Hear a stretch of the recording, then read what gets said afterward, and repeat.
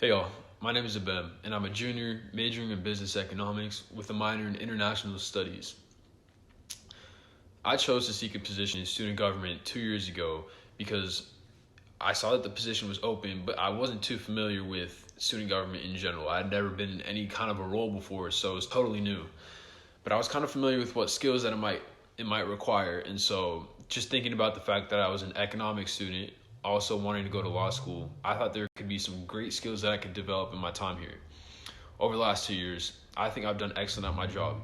On top of that, I enjoy doing it. And I think that's a really unique combination to have, whatever it might be in, right? So I also play soccer outside of school, and it's the same thing with that.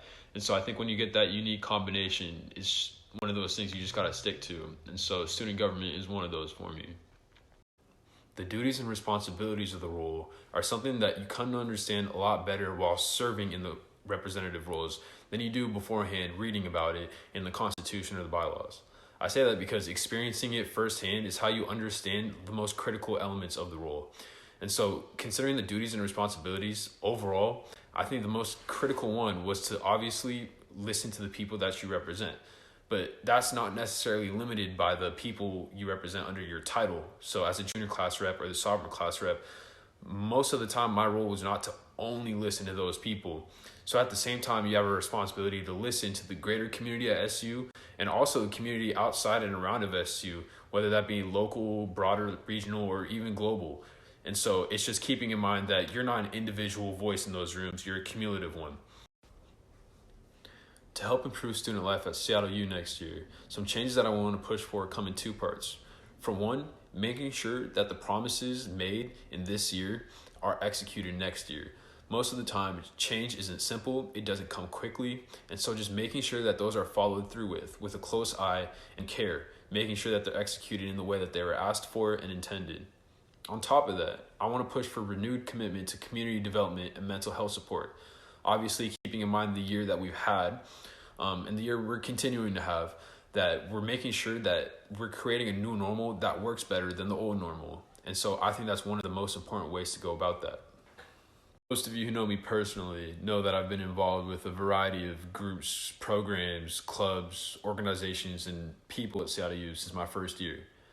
If I'm elected for a position, especially senior class rep, I'll be coming in with a veteran level of expertise on not only the diverse perspectives that already exist on campus, but also having the ability to continue to connect with more people and understanding the importance of doing that. I would describe my leadership style as nonchalant and observational. I say that because I can never be 100% confident that what I have to share, my own perspectives, are 100% correct going into a situation. So I'm always seeking opinions and perspectives, and I want to hear from other people because it helps me have a more solidified base to work with. At the same time, it helps you get better connected with people, but at a deeper level, which is why I'm better at communicating with small groups and individuals rather than big groups, because I really need to pry at what people are thinking to be able to move on with what I want to do. This summers, I volunteer at the Ethiopian Community Center in Rainier Beach. I invest my time there because as a first-gen university student and a second-generation immigrant, I've gained so many opportunities that I've been blessed with and therefore make me a community asset. And so I work with a wide variety of people there, whether it's the kids in the summer camp or the adults who come in for help with tech support or job applications, whatever that might be. It feels good to be able to help with the skills that I have, even as just a university student. I'm actually working on a project right now with a couple of my peers from Alfie Scholars. And the name of the project is the Alpha Youth COVID Pledge.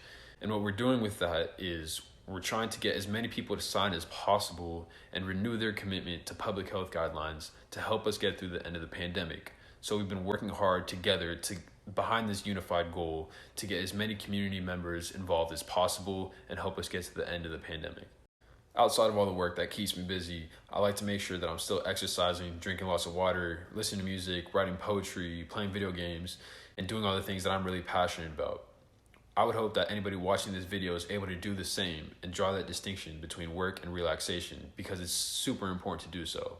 And finally, for student government, I want those members who are inside of it to have a strong bond so that we're able to work effectively for those outside of it.